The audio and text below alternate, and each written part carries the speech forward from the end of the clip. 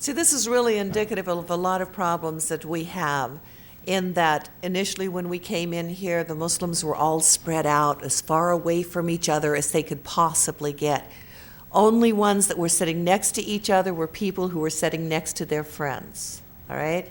Yet we're one ummah, except, well, I'm going to be over here, and I'll be with my friends over here, and we'll ignore the ones over here, and we'll ignore the ones over there, right? So now then, most of you anyway are much, much closer, and we're going to talk about one ummah to a point, but actually what I had already told everyone that I was going to talk about was, again, taqwa. That's, again, getting to know Allah, know who Allah is, and understand Allah. It's dawah. It's learning how to present Islam to people. It's learning how to make one ummah through recognizing your own connection with the Creator of the universe. Over the years, I've had many professions and had many opportunities to learn new ways of presenting things. And I'm not a great leader or a great scholar or a great much of anything, except I think I'm a pretty good mother. I think I do tolerably well at that.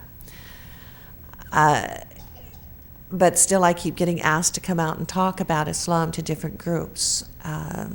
Sometimes the groups are a little complicated because I know that they're hostile from the beginning, and trying to find a way to present Islam is delicate, because if you present Islam wrong to people, then you make enemies of them. And since I attempt to be, if you will, an ambassador of Islam when I'm going into these groups of people, trying to give a positive image of Islam, to implant in them a hunger and a desire to learn more about Islam, then my approach becomes very important, besides being very personalized for each group. I was asked to come and speak to the League of Women Voters, which is a very powerful women's organization. These are all women who are very highly educated. They're activists within their community. They're politically active. Most of them are top positions in corporations or businesses. So these are women that you have to be able to approach on an intellectual and still a very highly spiritual way. And I kept asking Allah for guidance. How am I going to talk to these women? I was intimidated by them.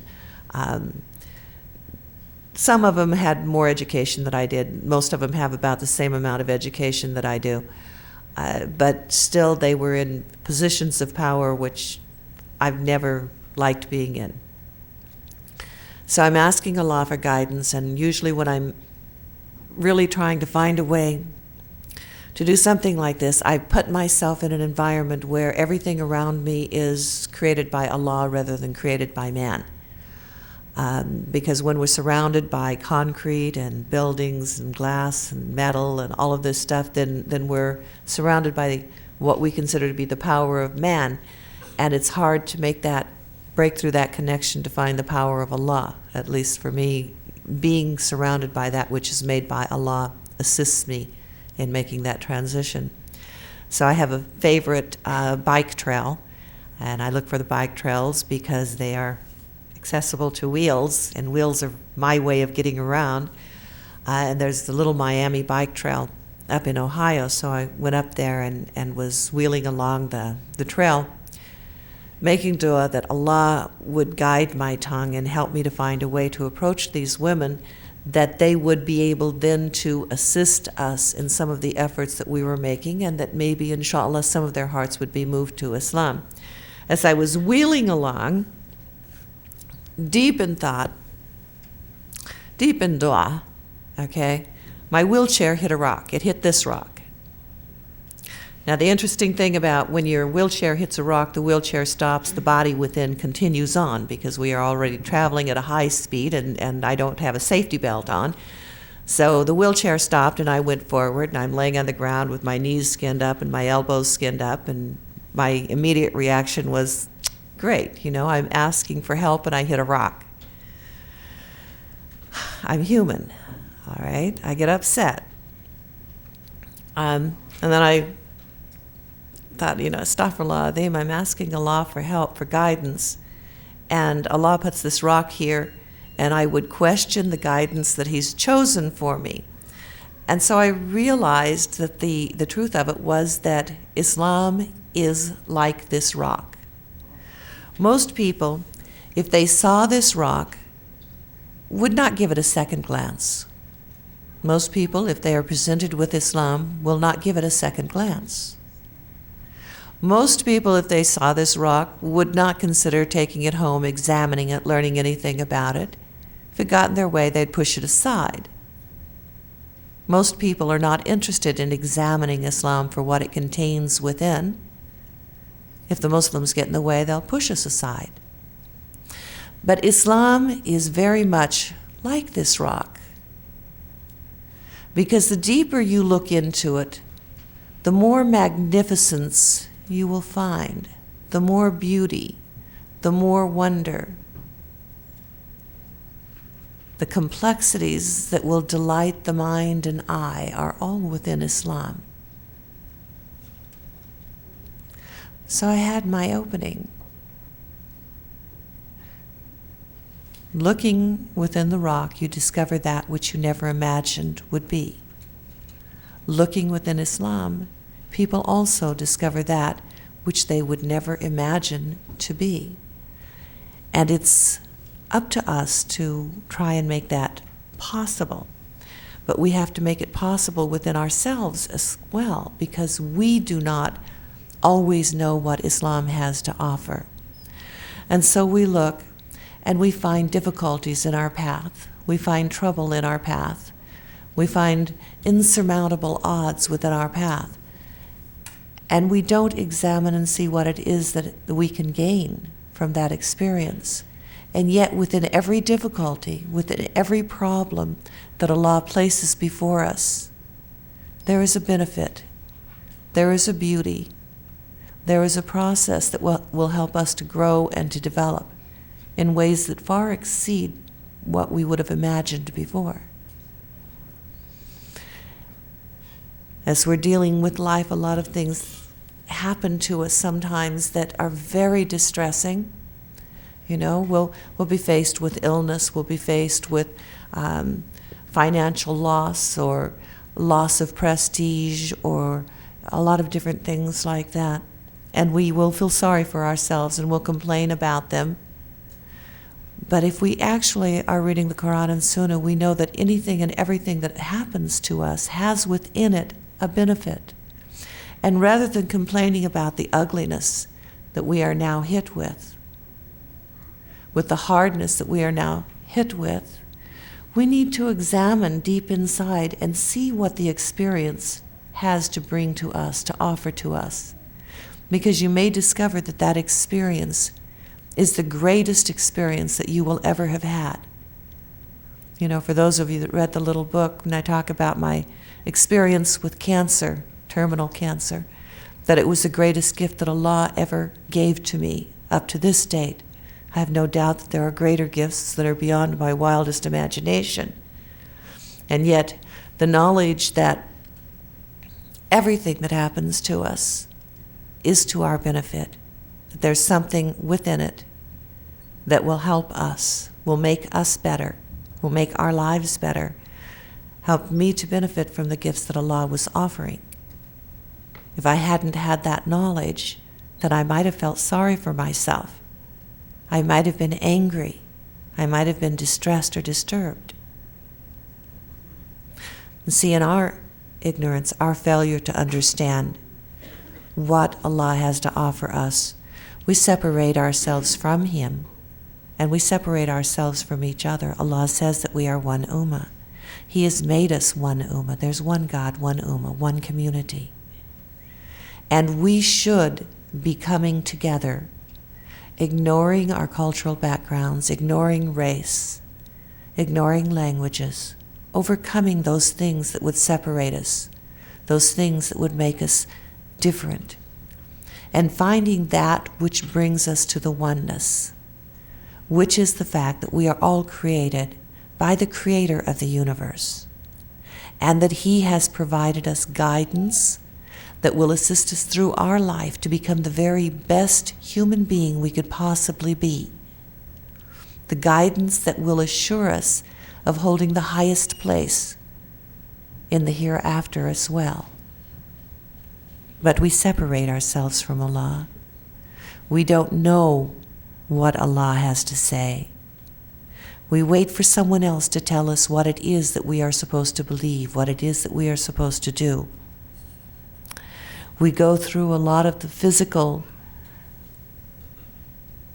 actions without allowing ourselves to be moved in the heart, without letting ourselves to have the spiritual relationship with the Creator of the universe that is supposed to exist. And so instead our minds are filled with suspicion, our minds are filled with pain, our minds are filled with fear. But we are one Ummah. We have one God. His message is for all of humanity. His message has so much for us, if we would but look at it. When I use the rocks for teaching people about Islam, and I use them for teaching non-Muslims, as well as teaching Muslims, and especially in working with the youth, because sometimes people need to see examples. And I think the rocks really show it, and some of them you'll have to come up and see a little bit later. But one of the attributes of the Creator of the universe, Allah subhanahu wa ta'ala, is that He is the preserver. And this is a great comfort to us because it tells us that nothing we ever do will be lost.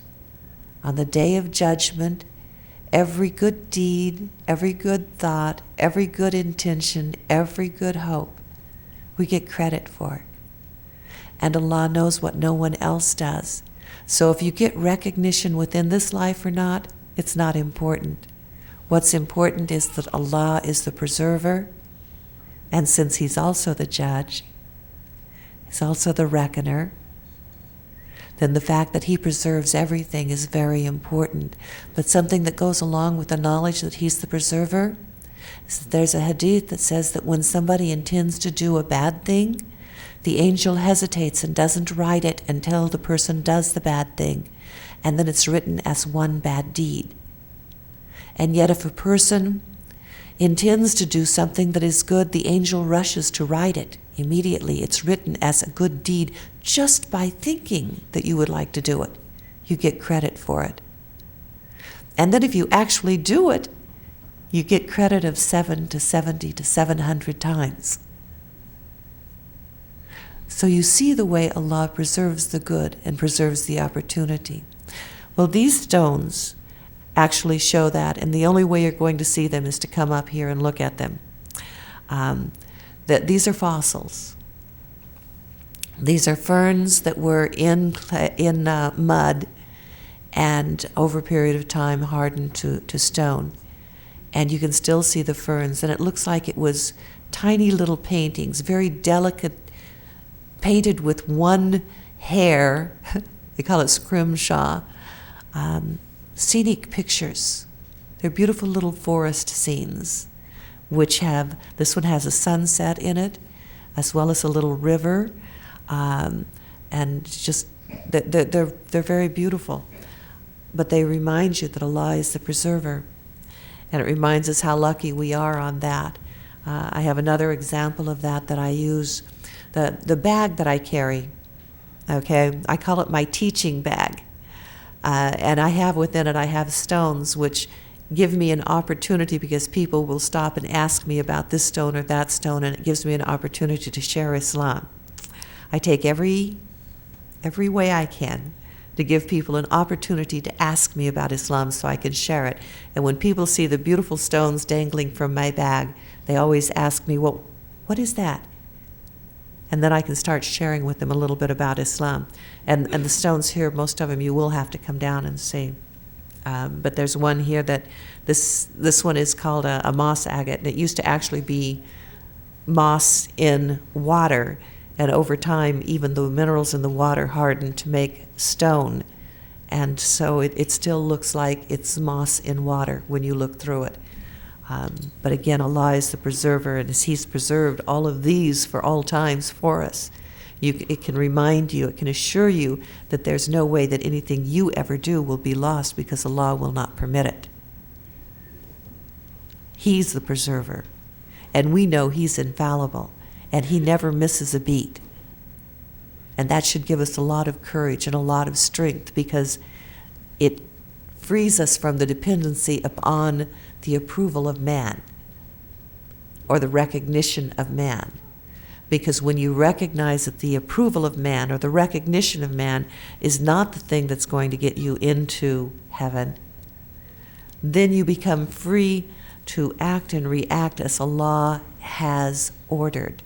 And that's very important, because a lot of times we're afraid to do things, we're afraid to make changes, we're afraid to interact in different ways because we need so much to have the approval of man. Okay? The approval of man is not what's going to get you into heaven. Now remember that you're not allowed to go out and intentionally hurt someone or do someone any injury. That's not acceptable. That would destroy an ummah very quickly. I was searching in the bag for what I call my patience rock. This is a very important, remember, we ask for patience all the time. Well, this little rock has a hole that goes all the way through it. And it was made by the steady drip of water. One drop of water at a time, finally wearing a hole all the way through the rock. And this rock reminds me that Allah is As-Sabur. He is the patient. And I am so glad that He's patient, because I need His patience. I make a lot of mistakes. I'm a little bit slow on a lot of things. I'm a little on the stubborn side. I need Him to be patient with me. And knowing that He's patient and tolerant, it makes it possible for me to continue growing and to hold out hope for myself. But it also reminds me to be patient with everyone else, to give them time to grow, to give them time to develop, and not to expect that they would develop just in the way that I would envision, but to develop in the very best of way by helping them to understand who their Creator is. So this is my little patience rock. Why do I talk so much about the attributes of Allah? Because you need to know Allah. He is your Creator. It is His guidance that we are supposed to be following. When we try to convince our children to be Muslim, there's only so much that you can do with threats of fear of punishment. But if we teach our children about Allah, if we teach ourselves about Allah, then the submission to Allah becomes second nature. Because when you discover Allah's love, Allah's mercy, Allah is your protecting friend, when you understand what each one of these attributes means, you cannot help but feel love growing inside of you for Allah. And remember, if you love Allah a grain of sand, He loves you the ocean. If you take one step to Allah, He comes running to you. We deny ourselves so much because we don't know our Creator. We don't understand His attributes. I can't explain all of them here today. There's not enough time. But I hope to trigger something in you to make you start looking at the attributes a little bit more. Okay? So I'm going to cover as many as I can. Another one of Allah's attributes is that He is the shaper of beauty. He's the shaper of perfection. And sometimes we don't see the beauty that He's put within us. And there is indeed a beauty within each and every one of us. And that beauty is deeply buried because we don't look at ourselves, and we don't even let people to see the true us, because we somehow think that we're not worthy, that we're not good enough, that we won't be acceptable. And say, when you know that Allah is the one that makes that choice, then you don't have to worry so much, and you're able to just go ahead and be you. Because it's not so important whether the man likes you or not. I'm saying man is in mankind. Okay? Well, Allah is the shaper of beauty. And by the way, these rocks, these have not been altered by my hand or anyone else's hand. This is just the way they come. And Allah shapes things in the way that He sees best. He doesn't alter from the perfection that He is creating. And whether we understand or even see the perfection that Allah has made, the perfection is there. And if we begin to look for that perfection, you will find it. In each of us, there is a level of beauty that should be apparent to our brothers and sisters. And that beauty again comes from the knowledge of Allah that teaches us how to be the best possible person.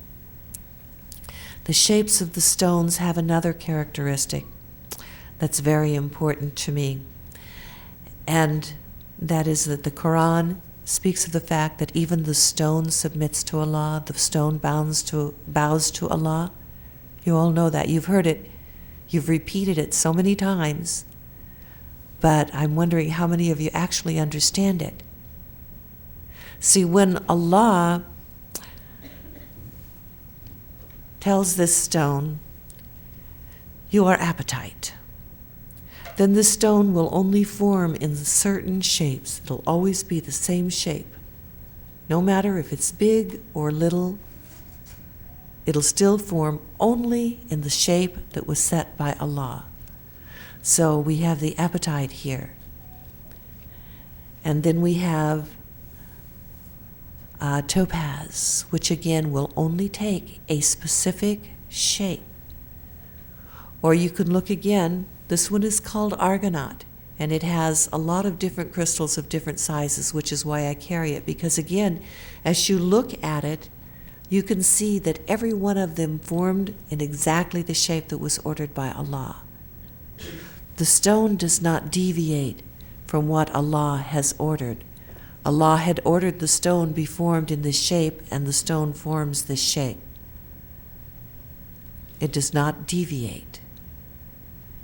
The stone has the knowledge of Allah's power and recognizes Allah's power.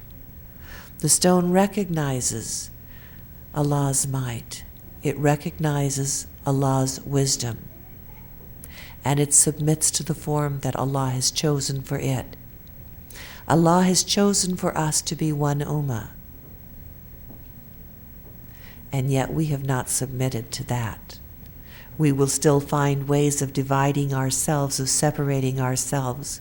We will invent excuses if we can't find something, but we will keep ourselves separate. We always think that we know better than someone else, or that we understand deeper than someone else, and we don't listen to the other person. We try to see to our needs, or what we perceive to be as everyone else's needs. And those things help to divide us more. We tend to cling to those who speak the same language, or wear the same dress, or have the same cultural background. And again, they divide our ummah. This doesn't mean that you give up your cultural identity or that you give up your language. No. But it means that you place Allah's will above everything. It means that you live Islam first. No matter what else is going on, you will react to it in the way that Allah subhanahu wa ta'ala has ordered. Because if you react to it in that way, then the results will be better. You remember that you are to be proactive and make a difference, that you change things. and that you have the wisdom to recognize what can be changed or what should be changed. Allah gives the guidance about how to change injustices. He shows us how to walk the path of life. But the only way you learn this is by turning to Allah. You need to know who He is, to see His true magnificence. In discovering His magnificence, you will also discover the magnificence of the Qur'an, the infallibility of the Qur'an. You will discover the beauty of the Hadith, and you will begin to see how important it is to your happiness, to your very survival, and to the survival of all of humanity. Everything we do must be done in the way of Qur'an and Sunnah, even in the way of correcting each other. Now, we don't have a lot of time, and I have so many stones that I would love to share, but I'm not going to be able to share all of them. Some of them you absolutely have to see by coming down here, because they're too small to be able to get the effect of them. But this one I'll try to share, and again, to see it, you'll have to come down. But this rock is very, very special to me. I was actually cutting a stone to make some bookends, and it was at a time when I was really verging on depression, which is not something that a Muslim should experience. When you are having the depression, it kind of shows that your iman needs a major boost. Well, Allah gave mine a major boost as I was slicing this stone, and He reminded me of this ayah through this stone. So I'm going to read the ayah because it's important. Bismillahirrahmanirrahim. Allah is the light of the heavens and the earth. The parable of His light is as if there were a niche, and within it a lamp. The lamp enclosed in glass, the glass as it were a brilliant star, lit from a blessed tree, an olive neither of the east nor the west, whose oil is well nigh luminous, though fire scarce touched it. Light upon light. Allah doth guide whom He will to His light. And as I sliced the stone, I found within it the flame of a candle. And every time I look at this, it helps me to remember that Allah is Al-Nur. He is the source of light. He is the light of light. And His light is the light that I pray will reflect through me. His light is the light that will lead us out of the darkest times. His light is the one that will keep us from ever getting lost.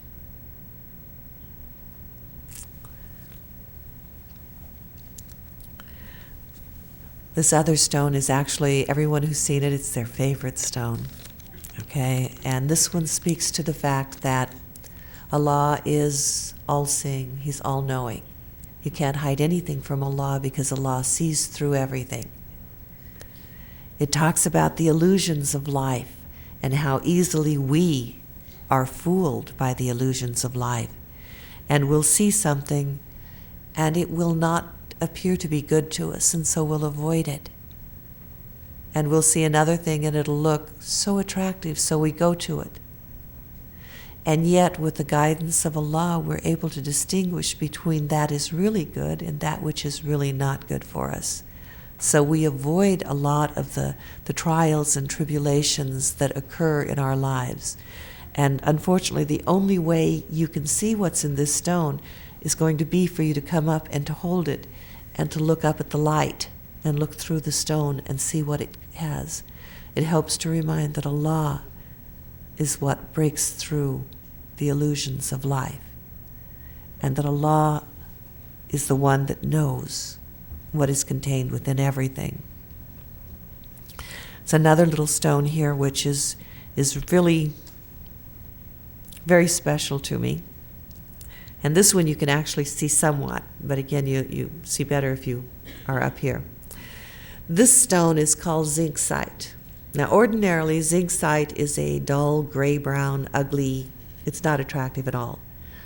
I've seen zinc site. I've never had the inclination to have a piece of it in my home. This particular piece of zinc site came from the smokestack of a smelting plant, a plant where they melt certain kinds of stones to make metal, all right? Well, the plant was being taken apart because the pollution from it was killing everyone. It was a deadly plant, and it was a toxic hazard. So they're taking it apart, and when they cut the chimney open so that they could dispose of it, they found the stone. And upon testing, because they'd never seen one like it, they discovered it was zinc site. So the young man who was working there, having met me before and heard me talk about my stones, and he's not a Muslim yet,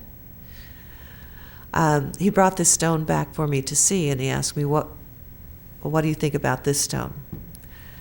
Well, I looked at this stone, and the first thing that came to my mind was, from the worst that man can do, see what Allah can create.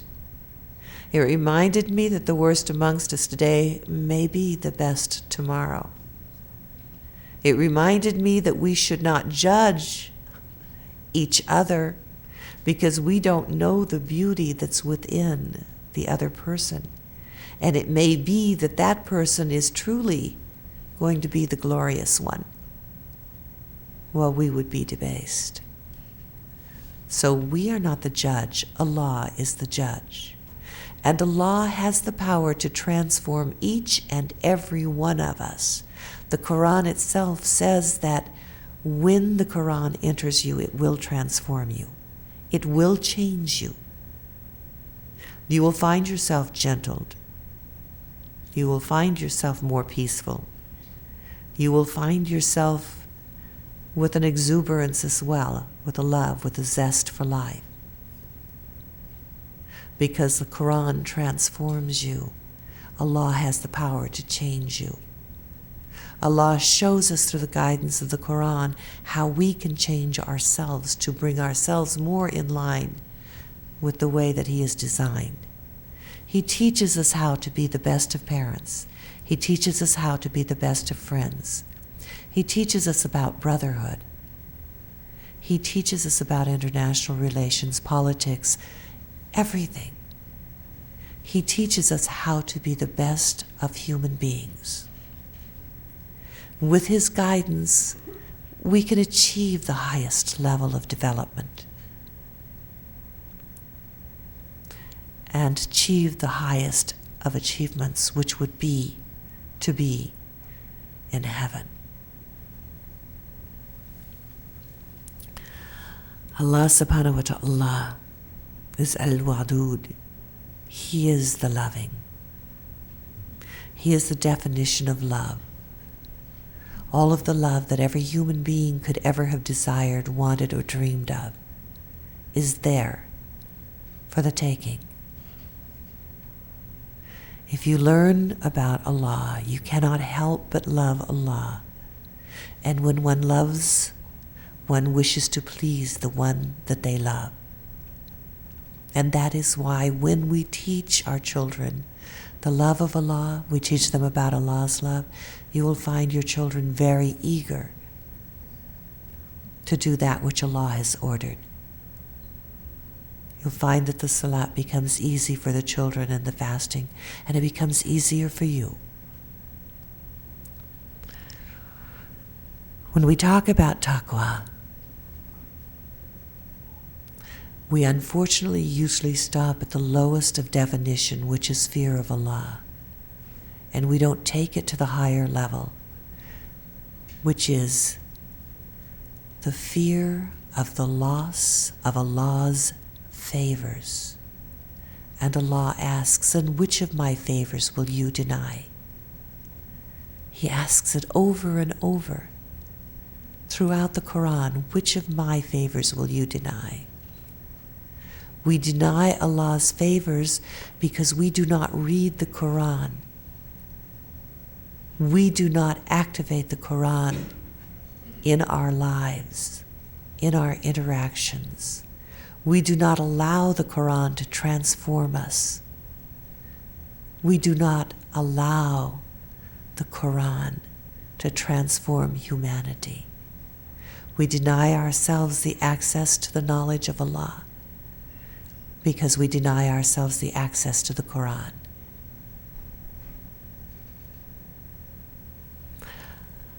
Allah is of infinite patience and unbelievable forgiveness.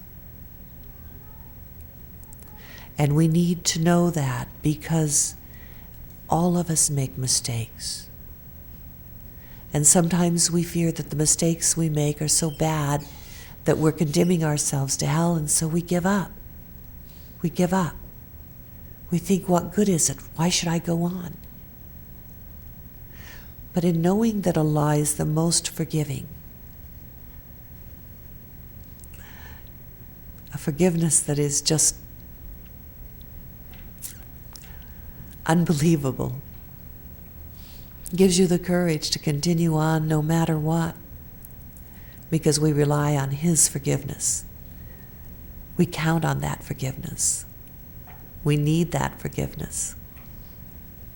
There's a hadith that speaks about after the Day of Judgment, Allah speaks to the angel Jibreel, and He says, "Oh Jibreel, go to hell and bring out anyone who has a stone's weight of faith." So Jibreel goes to hell and he brings out all of the people that have a stone's weight of faith. And Allah keeps sending him back for smaller and smaller amounts of faith until in the end He says, "Oh Jibreel, go back, and if they have an atom's weight of faith, bring them out of hell." And so He goes back and He brings even an atom's weight of faith out of hell. And there's another hadith that every time I read it, I end up crying.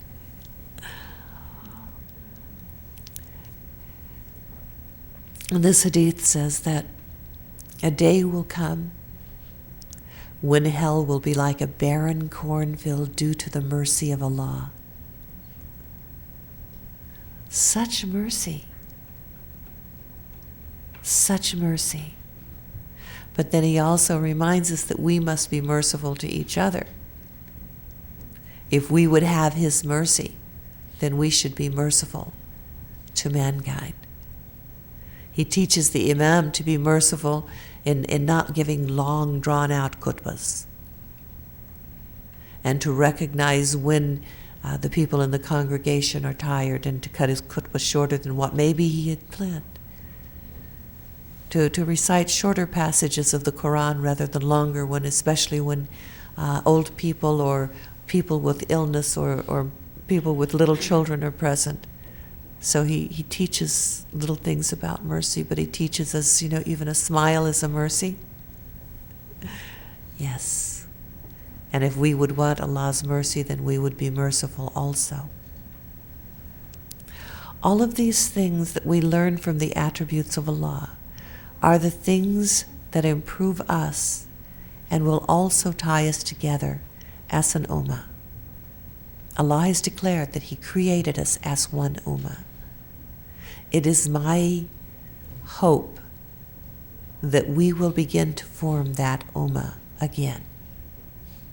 The only thing that has us separated at this time, seriously, set aside all the excuses, throw every excuse you have in the trash.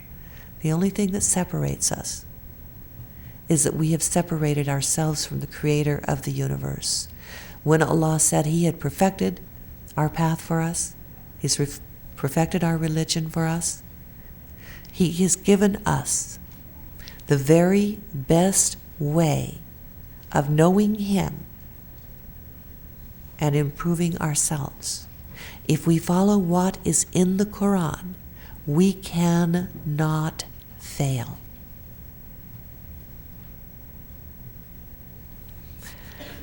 Now I'm going to stop where I am,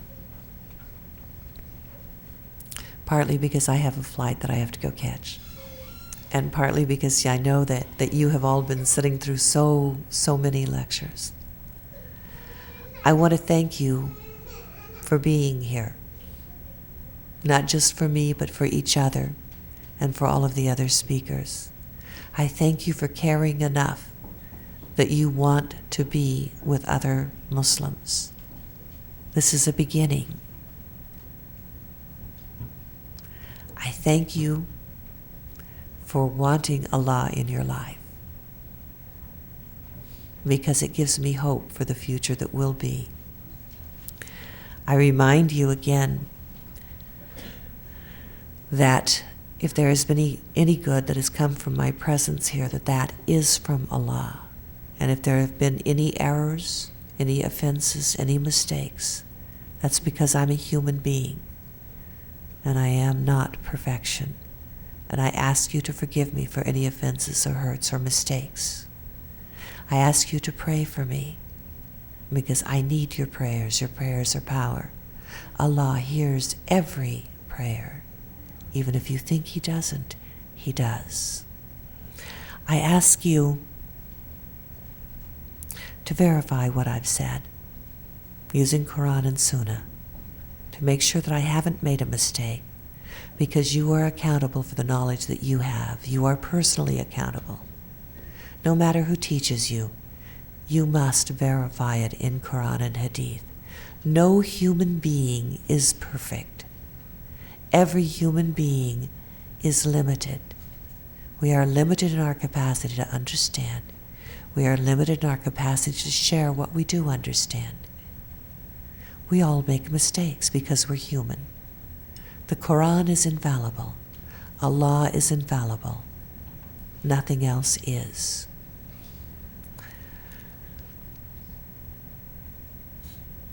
Inshallah, please keep me in your prayers as we leave from here. And again, thank you. Assalamu alaikum.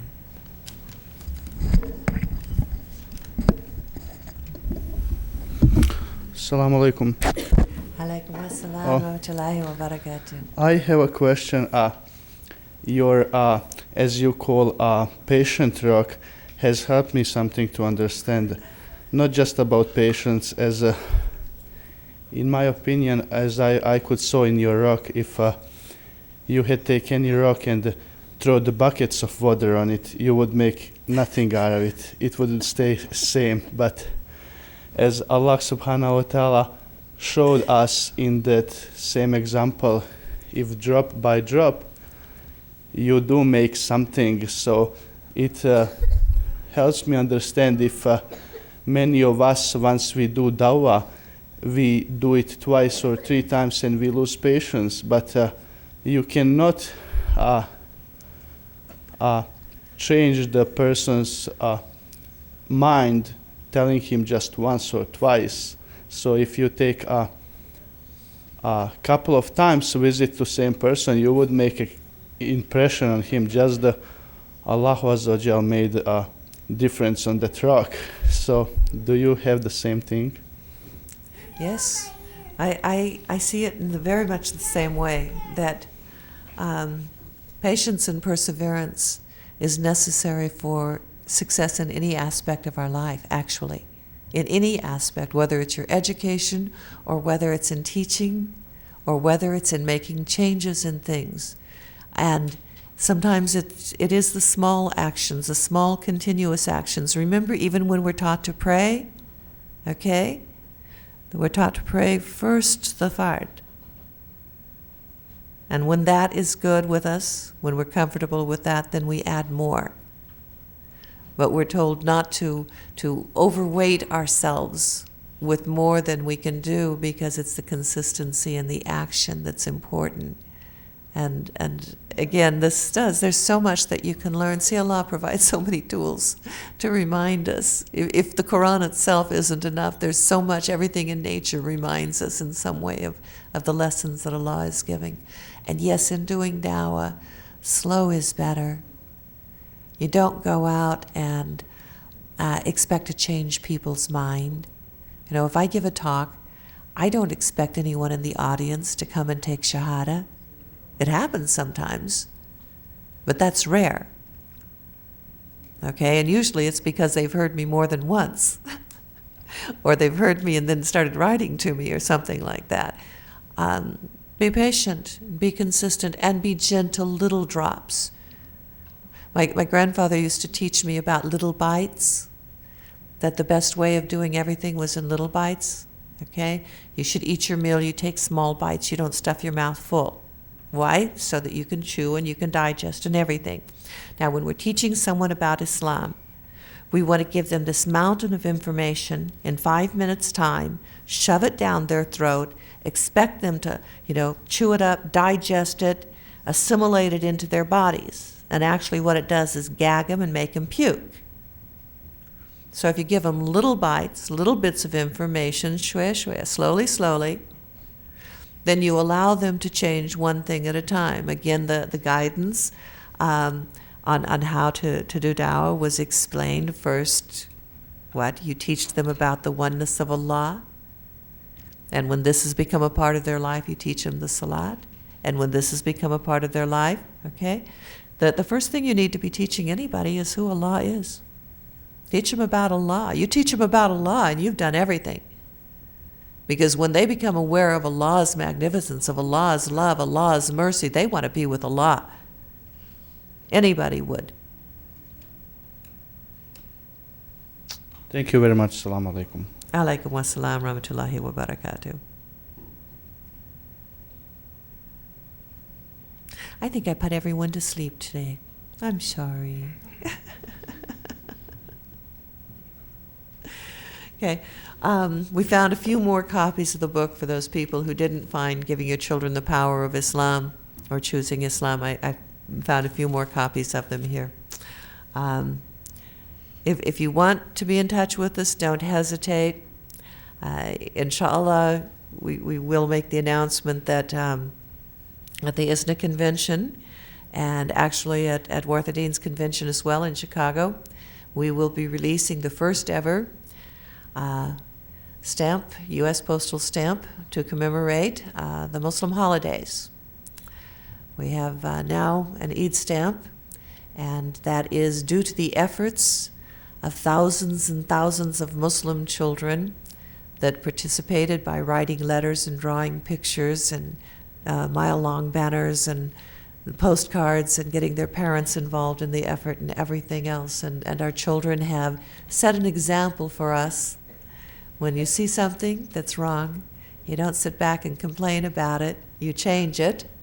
And the children wanted the stamp, they needed the stamp, and in spite of the fact that the adult says, oh, we can't do it, they'll never do it, forget, give it up, okay?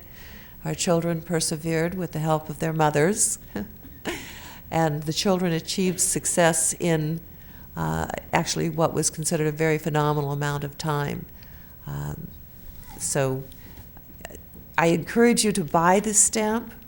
It says in Arabic, Eid Mubarak, and it says in English, Happy Eid.